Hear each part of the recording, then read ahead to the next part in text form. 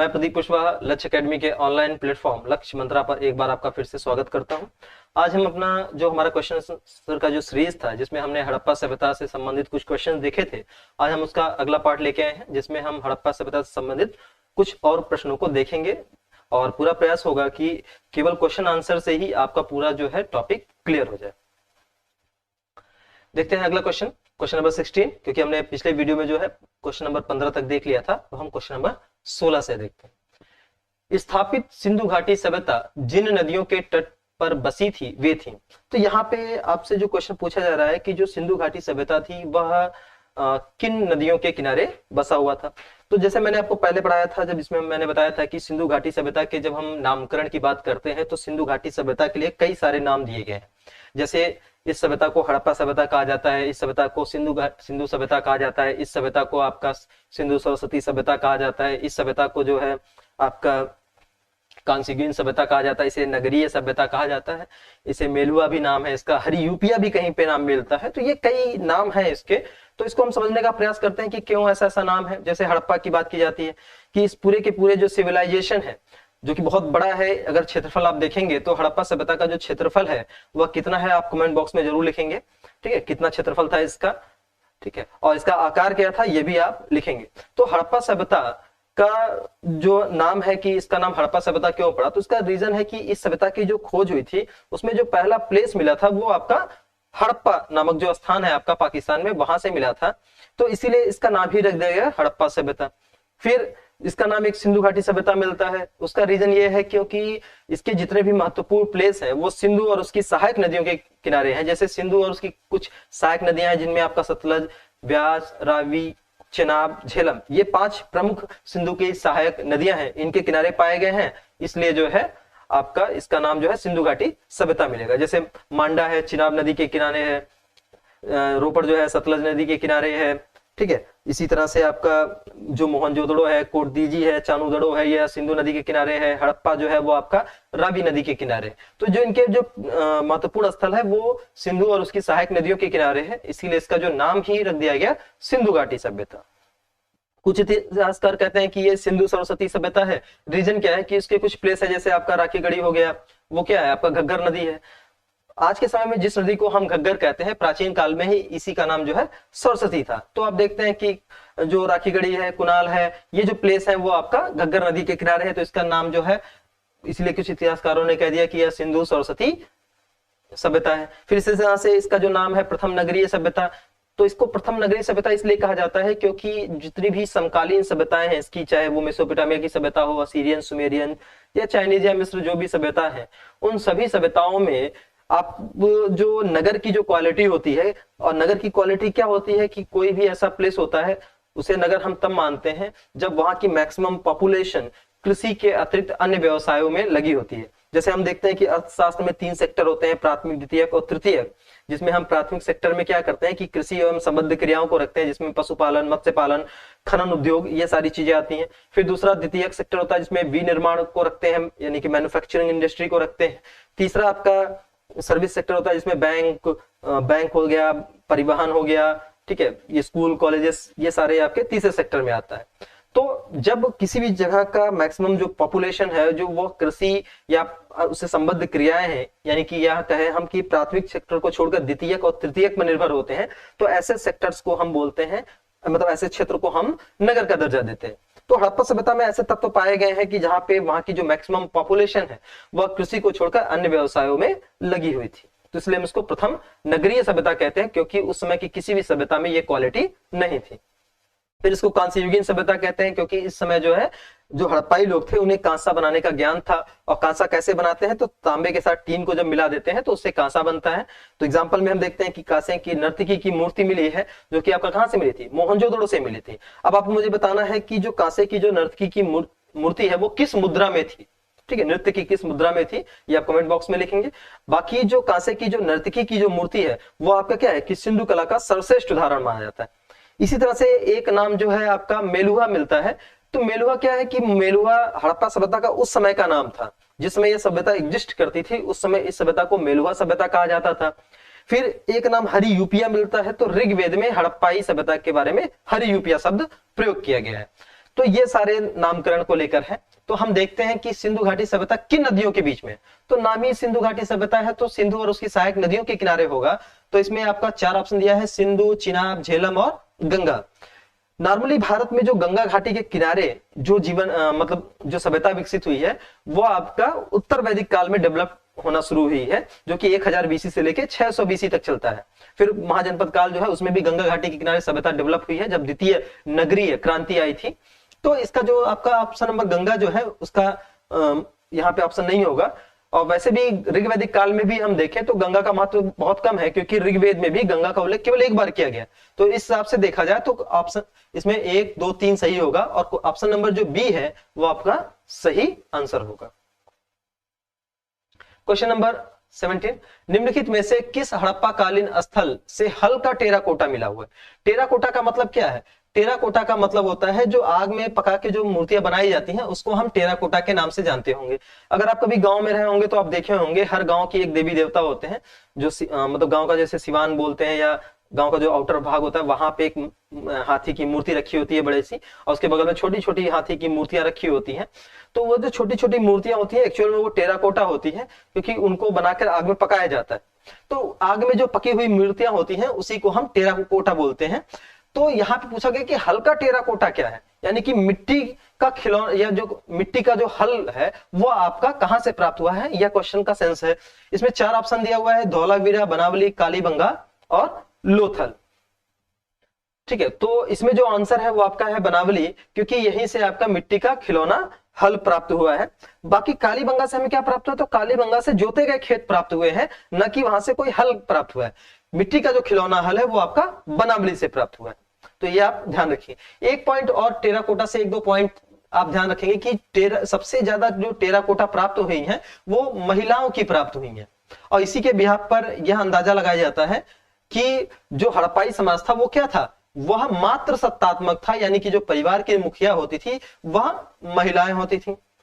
तो आप यह ध्यान रखेंगे। और एक पॉइंट और आप देखेंगे कि वर्तमान समय में टेराकोटा के लिए सबसे प्रसिद्ध जिला कौन सा है, क्योंकि जब से वर्तमान सरकार आई है उत्तर प्रदेश में उसने हर डिस्ट्रिक्ट के एक प्रोडक्ट को मतलब उसकी ब्रांडिंग करने के लिए हर डिस्ट्रिक्ट का एक प्रोडक्ट घोषित कर रखा है। 1 डिस्ट्रिक्ट 1 प्रोडक्ट योजना के तहत जो है, इसके तहत जो गोरखपुर जनपद है वह जो है टेराकोटा उसका प्रोडक्ट है। ठीक है, तो आप ध्यान रखेंगे जो गोरखपुर जो है वो टेराकोटा के लिए फेमस है। तो ये आपका क्वेश्चन नंबर 17 हुआ। नेक्स्ट क्वेश्चन, सिंधु घाटी का पत्तन नगर क्या है, यानी कि यहाँ पे जो बात की जा रही है वो बंदरगाह की बात की जा रही है। हालांकि हड़प्पा सभ्यता में बहुत सारे बंदरगाह था, जिनमें आपका सुरकोट, बालाकोट आदि सब आ जाते हैं, लेकिन यहाँ पे जो है सबसे प्रमुख बंदरगाह की जो बात की जा रही है वह कौन सा है। इसमें से आपका जो है देखेंगे कि जो सबसे प्रमुख बंदरगाह हड़प्पा सभ्यता का माना जाता है वो आपका लोथल माना जाता है। ये सबसे प्रमुख बंदरगाह था। और लोथल की खासियत क्या है कि लोथल जो है यहाँ से मिट्टी की खिलौना नाव भी प्राप्त हुई है, साथ में यहाँ से अग्नि वेदिका भी प्राप्त हुई है। बाकी हड़प्पा जो कि रावी नदी के किनारे है वहां से आपने देखा ही होगा, वह नटराज की मूर्ति मिली है, महिला के गर्भ से पौधा निकलते हुए दिखाया गया। कालीबंगा से आपको बताया जा चुका है। मोहनजोदड़ो से तो बहुत सारी चीजें मिली है, पशुपति शिव मोहर मिला है, पुरोहितों का आवास मिला है, स्नानागार मिला है, अन्नागार मिला है। ठीक है, पशुपति शिव मोहर मिली हुई है, तो कांसे की नर्तकी की मूर्ति मिली हुई है। तो बहुत सारी चीजें जो है वो आपकी मोहनजोदड़ो से मिली हुई है। एक चीज और है लोथल। लोथल का जो शाब्दिक अर्थ होता है वो होता है प्रेतों का टीला, जबकि मोहनजोदड़ो का जो शाब्दिक अर्थ होता है वो होता है आपका मृतकों का टीला। लेकिन एक बड़ी विशेषता है कि मोहनजोदड़ो से एक भी जो सब जो है जमीन में दफन किए हुए नहीं मिले हैं। और मोहनजोदड़ो में अंतिम संस्कार के लिए दाह संस्कार यानी कि सबों को जलाया जाता था। नाम है मृतकों का टीला, लेकिन वहां पे कोई शव नहीं मिला है, वहां पे सबों को जलाया जाता था। जबकि हड़प्पा से जो है हमें कब्रिस्तान मिला है। नेक्स्ट क्वेश्चन है हमारा, इसमें हमें सुमेलित करना है। इस तरह के क्वेश्चन आते हैं और सबसे आसान क्वेश्चनों में से एक क्वेश्चन माना जाता है, क्योंकि अगर आपका 1-2 भी क्लियर होता है तो क्वेश्चन के सॉल्व होने की संभावनाएं रहती हैं। तो इसमें 4 प्लेस दिए हुए हैं, जिसमें आपका पहला है मांडा, दूसरा है दायमाबाद, तीसरा है कालीबंगा और चौथा है राखीगढ़ी। अब हमें ये बताना है कि कौन सा जो प्लेस है वह किस राज्य में एग्जिस्ट करता है। तो आप देखेंगे कि जो मांडा है वह हड़प्पा सभ्यता का सबसे उत्तरी छोर है, क्योंकि जब आपने पढ़ा होगा हड़प्पा सभ्यता और जब इसका आकार पूछा गया हो तो आपको बताया गया हो कि जो हड़प्पा सभ्यता है उसका जो आकार था वो त्रिभुजाकार था। फिर हम देखते हैं कि सबसे उत्तरी और दक्षिणी, पूर्वी और पश्चिमी छोर कौन कौन सा था। तो हमने देखा था कि जो सबसे उत्तरी छोर था वो आपका मांडा था, ठीक है। तो सबसे जो उत्तरी छोर है वो आपका मांडा है। सबसे दक्षिणी जो छोर था आपका हड़प्पा सभ्यता का वो दैमाबाद था। इसी तरह से जो सबसे पूर्वी छोर था वह था आपका आलमगीरपुर, और इसी तरह से जो सबसे पूर्वी पश्चिमी छोर था वह था आपका सुतका जेंडोर। तो हमारे पास 4 प्लेस थे, 4 कोने हो गए हड़प्पा सभ्यता के, कौन सा किस डायरेक्शन में है।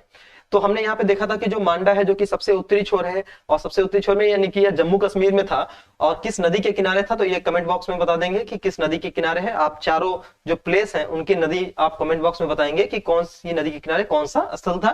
तो जो मांडा था वह आपका जम्मू कश्मीर में, दैमाबाद जो कि सबसे दक्षिणी में था, ठीक है, जो कि गोदावरी की एक सहायक नदी पर स्थित है, और यह आपका स्थित है आपका महाराष्ट्र में। इसी तरह से जो कालीबंगा है जो कि आपका राजस्थान में है, और यह आपका हो जाएगा राजस्थान। राखीगढ़ी जो कि भारत में स्थित सबसे बड़ा हड़प्पाई स्थल है वह आपका हरियाणा में है। तो ये 4 जो प्लेस हैं वो 4 किन किन राज्यों में स्थित है वो आपका हो गया। तो ऑप्शन इसमें बताएंगे कौन सा सही है। नेक्स्ट क्वेश्चन देखते हैं।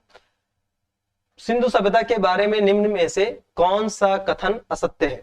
आपको बताया था कि कभी कभी क्वेश्चन में सत्य और असत्य को लेकर कंफ्यूजन हो जाता है, हम ध्यान से नहीं देते हैं, तो हम असत्य को सत्य समझ के या सत्य को असत्य समझ के लगा देते हैं, ठीक है। नॉर्मली हम लोग यही मानते हैं कि कौन सा सही पूछा जाता है, लेकिन कभी कभी जो है असत्य कथन पूछ लेता है। तो इसलिए यहाँ पे जरूर ध्यान देंगे, और इसको अंडरलाइन करने से फायदा ये होता है कि आपका ध्यान हमेशा उस पर रहता है। तो यहाँ पे हमें असत्य कथन बताना है कि कौन सा सिंधु सभ्यता के बारे में गलत पॉइंट है। तो सिंधु सभ्यता की जब विशेषताओं को देखा था तो उसमें हमने इनको डिटेल में भी पढ़ा था, तो उसके हिसाब से हम देखते हैं। पहला, नगरों में नालियों की सुदृढ़ व्यवस्था थी, पहला ऑप्शन। दूसरा, वाणिज्य और व्यापार उन्नत दशा में था। तीसरा, मातृ देवी की उपासना होती थी, और चौथा, लोहे का उपयोग होता था। तो 4 ऑप्शन है। जब हम सिंधु घाटी सभ्यता पढ़ रहे थे तो उसमें आपको बताए थे कि लेक्चर में कि जो हड़प्पा सभ्यता है उसकी जो सबसे प्रमुख विशेषता होती है वह आपका उसका नगर नियोजन है। नगर नियोजन की विशेषताएं क्या है सिंधु घाटी सभ्यता की, तो आपको बताया गया था कि जो सिंधु घाटी सभ्यता है वह एक पैटर्न पे आधारित थी। जैसे आज के समय में जब भी कोई नगर बसाया जाता है तो उसका एक अपना पैटर्न होता है, चाहे वो आयताकार हो, वर्गाकार हो या सर्कल में हो, तो कोई ना कोई एक पैटर्न होता है नगर बसाने का। तो वैसा ही हड़प्पा समय का था, उनका एक अपना पैटर्न था जिसको हम ग्रिड सिस्टम के नाम से जानते हैं या जालनुमा पद्धति के नाम से जानते हैं। इस सिस्टम में होता क्या है कि सड़कें जो है एक दूसरे को समकोण पर काटती हैं। साथ ही हड़प्पाई जो लोग थे वो साफ सफाई पर विशेष ध्यान देते थे, और साफ सफाई के लिए या जल निकासी के लिए जो है वो नालियों का निर्माण करते थे। और खासियत क्या थी कि यह नालियां जो है वो ढकी हुई अवस्था में होती थी, और साथ ही उसकी साफ सफाई के लिए जगह जगह पे मेनहोल भी बनाए होते थे। तो इस हिसाब से अगर हम विशेषता को जब देखते हैं तो इसमें जो है पहला जो ऑप्शन है कि नगरों में नालियों की सुदृढ़ व्यवस्था थी, यह ऑप्शन क्या हो जाता है, सही हो जाता है। दूसरा, व्यापार एवं वाणिज्य उन्नत दशा में था। देखिए, हड़प्पाई स्थलों से हथियारों के साक्ष्य नहीं प्राप्त हुए हैं, तो इसी बिहाफ पे यह अंदाजा लगाया जाता है कि जो व्यापारिक जो शासन व्यवस्था थी वो व्यापारी वर्ग यानी कि बड़े वर्ग के हाथों में थी। और माना जाता है कि जो व्यापार था हड़प्पाई सभ्यता का, जो कि मिस्र की सभ्यता मेसोपोटामिया की सभ्यता, सीरियन सुमेरियन सभ्यता के साथ थी, उसमें जो व्यापार संतुलन था वह हड़प्पाई लोगों के पक्ष में था। व्यापार संतुलन से तात्पर्य यह है कि व्यापार में 2 पक्ष होगा, एक आयात होगा और निर्यात होगा। जब आयात की अपेक्षा निर्यात ज्यादा होता है तो व्यापार संतुलन अपने पक्ष में होता है। जैसे वर्तमान में भारत और अमेरिका में जो व्यापार संतुलन है वो भारत के पक्ष में है, क्योंकि हम अमेरिका को निर्यात ज्यादा करते हैं, उनको बेचते ज्यादा है बल्कि, और आयात यानी कि उनसे खरीदते कम है। वहीं जब हम चाइना के साथ तुलना करते हैं तो व्यापारिक जो घाटा है वो बहुत ज्यादा हो जाता है, क्योंकि हम चाइना से मंगाते बहुत ज्यादा है और चाइना को हम सेल बहुत कम करते हैं। तो हड़प्पा सभ्यता में व्यापार संतुलन हड़प्पाई लोगों के पक्ष में था, तो उनका जो व्यापार एवं वाणिज्य है वो बहुत ही विकसित था, और वो स्थल और जल मार्ग दोनों माध्यम से जो है आपका व्यापार करते थे। क्योंकि जो हड़प्पाई लोग हैं, लोथल उनका प्रमुख बंदरगाह माना जाता है।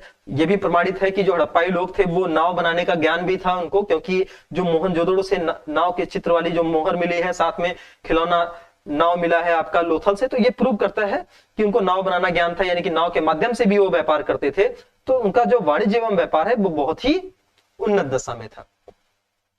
तीसरा, मात्र देवी की उपासना की जाती थी। जब आप धार्मिक व्यवस्था पढ़ेंगे तो हड़प्पा सभ्यता की जो सबसे प्रमुख देवी हैं वो मात्र देवी थी। हड़प्पा सभ्यता में देवी और देवताओं दोनों की उपासना होती थी, जैसे पशुपति की उपासना है, मात्र देवी है, सिंधु देवी है, इनकी उपासनाएं हुआ करती थी। तो ये भी ऑप्शन क्या हो जाएगा, सही हो जाएगा। पूछा क्या है, असत्य कथन, तो नॉर्मली जो चौथा ऑप्शन है, लोग लोहे का उपयोग से परिचित थे, यह गलत है, क्योंकि सिंधु के जो लोग हैं वो चांदी का उपयोग करते थे, तांबे का उपयोग करते थे, सोने का उपयोग करते थे, लेकिन उन्हें लोहे का ज्ञान नहीं था। भारत में जो पहले लोहे का उपयोग का जो साक्ष्य मिला है वह उत्तर वैदिक काल में अतरंजी खेड़ा से मिला है, न कि हड़प्पाई समय से। क्वेश्चन नंबर 21, विशाल स्नानागार किस पुरा तत्व स्थल से पाया गया है। देखिए, हड़प्पा सभ्यता की जो सबसे महत्वपूर्ण जो इमारत मानी जाती है वह आपका स्नानागार माना जाता है। जबकि पूछा जाए कि सबसे बड़ी इमारत कौन है, तो सबसे बड़ी इमारत जो है वो अन्नागार है या अन्न कोठार है। तो सबसे प्रमुख इमारत है वो आपका स्नानागार था, जो कि कहां से मिला, तो अन्न कोठार हो चाहे आपका स्नानागार हो, दोनों कहां से मिले हैं, दोनों जो है आपका मोहनजोदड़ो से प्राप्त हुआ है। ठीक है, और माना जाता है कि यह जो स्नानागार है यह धार्मिक कर्मकांड से जुड़ा हुआ था। जब भी कोई धार्मिक कर्मकांड का आयोजन किया जाता था तो जो पब्लिक होती थी वो सामूहिक रूप से स्नान करती होगी, फिर धार्मिक कर्मकांड में शामिल होती होगी। जैसे आज भी हम देखते हैं कि हमारे यहाँ क्या है कि शुद्धिकरण का बड़ा महत्व है। जब भी आप किसी धार्मिक क्रियाकलाप में सम्मिलित होते हैं तो उससे पहले आपको स्नान वगैरह करना पड़ता है। बिना स्नान किए अगर आप धार्मिक क्रियाकलाप में शामिल होंगे तो फिर तो माता जी के द्वारा जो है पिटाई की भी संभावना होती है। तो ये आप ध्यान रखें कि धार्मिक शुद्धिकरण की बात है, आपके शुद्धिकरण की बात की जाती है, तो ये आपका इसका संबंधित है मोहनजोदड़ो से। दूसरी चीज, जल पूजा का प्राचीनतम साक्ष्य पाया जाता है, क्योंकि जो हड़प्पाई लोग थे वो प्रकृति पूजा करते थे, तो जल पूजा का जो प्राचीनतम साक्ष्य माना जाता है वो आपका इस स्नानागार को माना जाता है। नेक्स्ट है, सिंधु घाटी सभ्यता जानी जाती है। फिर यहाँ पे सिंधु घाटी सभ्यता की विशेषताओं के बारे में पूछा है कि सिंधु घाटी की सभ्यता क्यों फेमस है। तो पहला जो ऑप्शन है जिसमें कहा गया अपने नगर नियोजन के लिए, यानी कि इसके नगर नियोजन की बात कर रहा है। दूसरा, मोहनजोदड़ो और हड़प्पा के लिए। तीसरा, कृषि संबंधी कार्यों के लिए। और चौथा, उद्योगों के लिए। तो यहाँ पे हमें बताना है कि क्यों फेमस थी। तो देखिए, हड़प्पा सभ्यता की सबसे प्रमुख विशेषता, अगर बहुत सारे ये सारी विशेषताएं हैं, लेकिन अगर केवल एक कभी भी पूछे कि अगर ऑप्शन क्वेश्चन ऐसा आता कि हड़प्पा सभ्यता की सबसे प्रमुख विशेषता क्या है, जिसमें ऑप्शन होता नगर नियोजन, फिर आता कृषि, उद्योग, फिर कांसे की नर्तकी की मूर्ति या कोई और विशेषता भी दिया होता, तो उसमें आंसर जो है वो नगर नियोजन ही सही होता है, क्योंकि इनका नगर नियोजन जो है बहुत ही ज्यादा वैज्ञानिक था और आज के समय के हिसाब से भी आगे था। आज भी हम वैसी नगरीय व्यवस्था आज भी भारत के मैक्सिमम पार्ट में नहीं है, तो इनका जो नगर नियोजन है वो सबसे फेमस था, तो ये ऑप्शन सही होता है।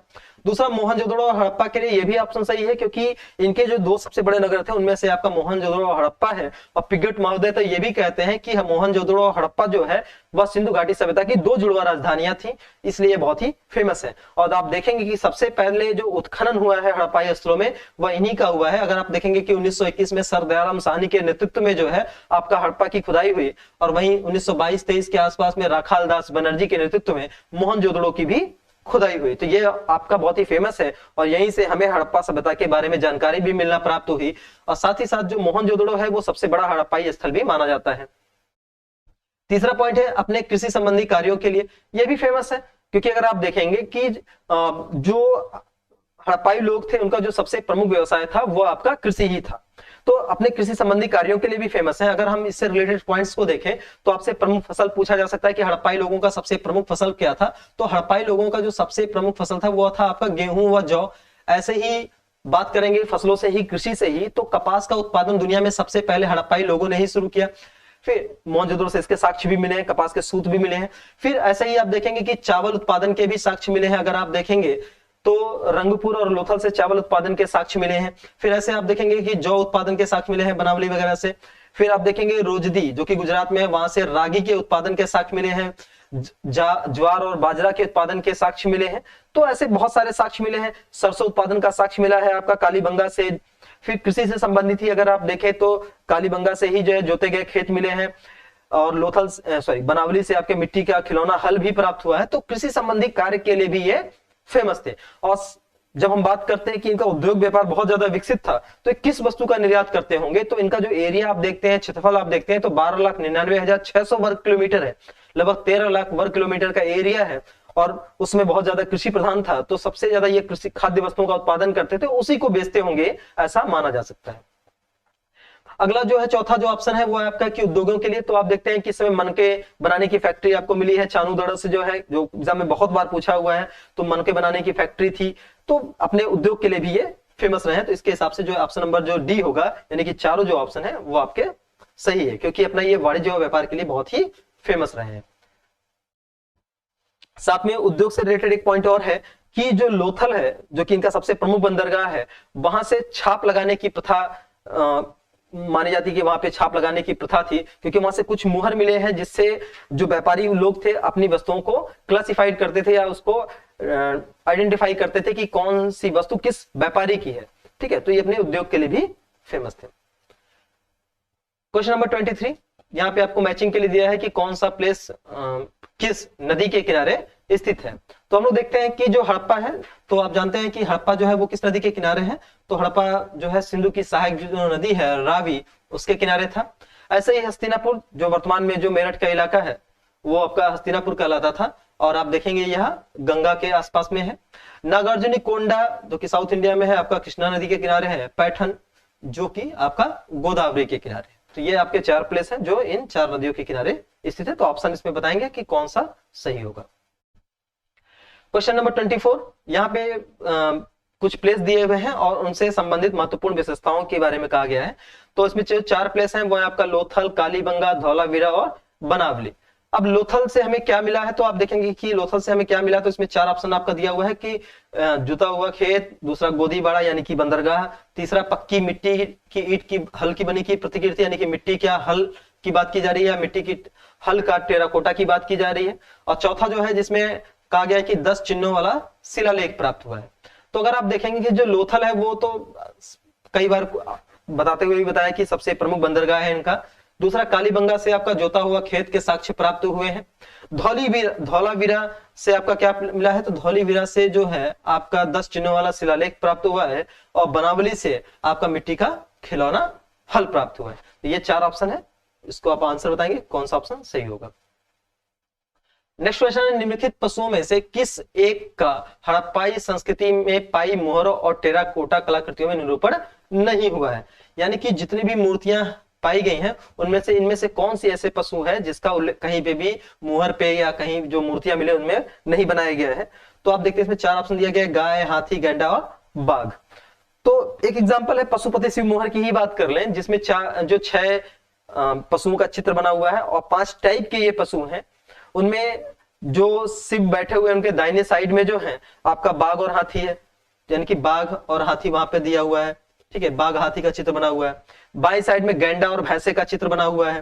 ठीक है, सामने 2 हिरन बैठा, तो यानी कि इन तीनों का जो है चित्र वहां पे ऑलरेडी बना हुआ है। तो किसका चित्र नहीं बना हुआ है, तो वहां पे आप देखेंगे कि गाय का चित्र नहीं बना हुआ है। तो यानी कि जो गाय थी उसका कहीं ना तो कोई टेराकोटा मिला है, ना ही कोई मुहर मिली है। अगर ये पूछता है कि किस जानवर के साक्ष्य नहीं है, तो आप बताएंगे शेर के साक्ष्य नहीं है। क्वेश्चन नंबर 26, मूर्ति पूजा का प्रारंभ कब से माना जाता है। जैसे आज के देखेंगे कि हिंदू धर्म की सबसे बड़ी विशेषता है कि इसमें मूर्ति पूजा पाई जाती है। और अगर आप देवी देवताओं की बात करें तो सबसे पहले जो मूर्ति पूजा भारत में माना जाता है, तो जो बुद्ध की जो मूर्ति है उसकी सबसे पहले पूजा प्रारंभ हुई। और आप देखेंगे कि जो बुद्ध की मूर्तियां बनती थी उसके लिए 3-4 कला शैलियां थी, जिनमें आपका गांधार कला शैली, मथुरा कला शैली, अमरावती कला शैली थी। उसमें से जो मथुरा कला शैली थी उसमें जो बुद्ध की जो मूर्ति बनी थी उसी की सबसे पहले पूजा हुई थी। लेकिन इससे पहले भी माना जाता है कि भारत में मूर्ति पूजा का प्रचलन था। और वह आपका कब था, तो पूर्व आर्य, उत्तर वैदिक काल, मौर्य काल या कुषाण काल। तो उसमें आपका हो जाएगा आंसर कि पूर्व आर्य, यानी कि आर्यों से पहले का जो कालखंड है जिसे हम हड़प्पा के नाम से जानते हैं, उस कालखंड में आपको मूर्ति पूजा के साक्ष्य प्राप्त होते हैं। जैसे आप नटराज की मूर्ति को ही ले लीजिए, फिर आप जो है माता देवी की मूर्ति ले लीजिए, इसी तरह से पशुपति शिव मोहर की बात करें, तो ये कुछ एविडेंस हैं जिनसे क्लियर होता है कि मूर्ति पूजा का प्रचलन रहा होगा। शिवलिंग को देख लीजिए। क्वेश्चन नंबर 27, भारत में चांदी की उपलब्धता के प्राचीनतम साक्ष्य मिलते हैं। तो भारत में चांदी के उपयोग के प्राचीनतम साक्ष्य कहां से प्राप्त हुए हैं, तो इसमें आपका ऑप्शन है हड़प्पा संस्कृति, पश्चिमी भारत की ताम्रपाषाणिक संस्कृति, वैदिक संहिता और चांदी के आहत सिक्के। तो इसको आपको पता है कि जो हड़प्पाई जो लोग थे वो आपका सोने, चांदी, तांबा आदि का उपयोग करते थे। तो कहीं ना कहीं इसमें जो आपका क्वेश्चन पूछा गया है वो ये पूछा है कि चांदी के उपयोग का प्राचीनतम साक्ष्य कहां से मिला है। तो चांदी के उपयोग का जो प्राचीनतम साक्ष्य है वो आपका हड़प्पा से प्राप्त हुआ है।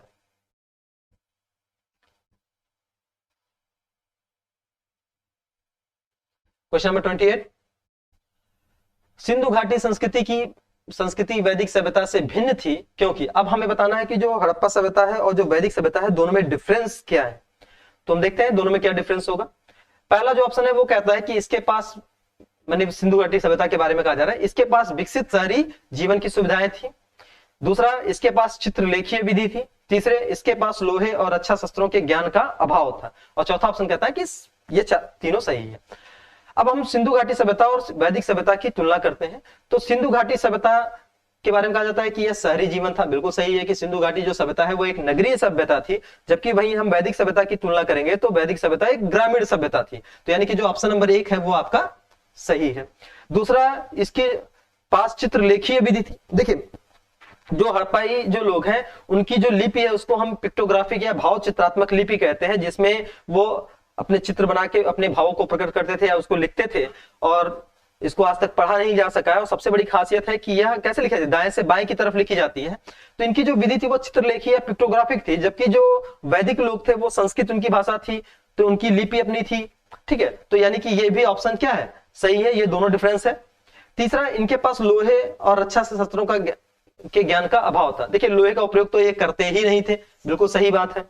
दूसरा, हड़प्पाई स्थलों से हथियार नहीं मिले, हथियारों के साक्ष्य नहीं मिले हैं। इसी आधार पे ही तो ये कहा जाता है ना कि शासन व्यवस्था जो है व्यापारी वर्ग के हाथों में थी। तो यानी कि यह जो ऑप्शन है ये भी सही है। और इसका जो आंसर होगा वो आपका डी होगा, क्योंकि हड़प्पाई जो लोग हैं वो लोहे का भी प्रयोग नहीं करते थे, हथियार भी नहीं मिले। वहीं अगर आप जब वैदिक काल में जाएंगे तो आपको दिखेगा कि उत्तर वैदिक काल में लोहे का प्रयोग प्रारंभ किया था और वो लोग शस्त्रों का भी उपयोग करते थे। अगला है हमारा क्वेश्चन नंबर 29, सिंधु सभ्यता संबंधित थी। अब सिंधु घाटी जो सभ्यता उसका संबंध किससे है, प्राग ऐतिहासिक युग से है, आदि ऐतिहासिक है, ऐतिहासिक युग से है या उत्तर ऐतिहासिक युग से है। तो इसमें हमको बताना है कि प्राग ऐतिहासिक काल क्या है, जो हमारा जो मानव सभ्यता का जो प्रारंभिक जो दौर है, जब पशु से मानव बन रहे थे उस समय का है। उस समय हमारे पास ना कोई लिपि थी, ना भाषा थी, कुछ भी नहीं था। उस समय के कालखंड को प्राग ऐतिहासिक काल कहा जाता है। आदि ऐतिहासिक प्री हिस्ट्री, ऐसा कालखंड जब हम अभी लेखन कला का विकास नहीं हुआ था। आपके पास एक लिपि तो है लेकिन उसका प्रयोग नहीं इतिहास के रूप में किया गया। ठीक है, आपने इतिहास को क्रमबद्ध रूप से नहीं लिखा, तो उस काल को हम आदि ऐतिहासिक काल कहते हैं। इस कालखंड में जो भी चीजें लिखी गई हैं वो आज तक पढ़ी नहीं जा सकी हैं। दूसरा, ऐतिहासिक युग जो बीता हुआ समय है, जो लेखन शैली का विकास हो चुका था। ठीक है, तो इसमें जो ऑप्शन है वो सीधा सीधा यही है कि आदि ऐतिहासिक युग से, क्योंकि लेखन कला का तो थी लेकिन उसका इतिहास के रूप में प्रयोग नहीं किया गया। क्वेश्चन नंबर 30, आज का अंतिम क्वेश्चन, हड़प्पा निम्न में से किस सभ्यता से संबद्ध है। तो ये भी बहुत आसानी सभ्यता है, अभी हम लोग कई बार इसको पढ़ चुके हैं। तो हड़प्पा सभ्यता का संबंध जो है वो आपका सिंधु घाटी सभ्यता से है। तो आज के लिए इतना ही, आगे हम लोग और भी क्वेश्चन आंसर की सीरीज लेके आएंगे। Thank you. Please subscribe to our YouTube channel Laksh Academy and press the bell icon to get new video updates.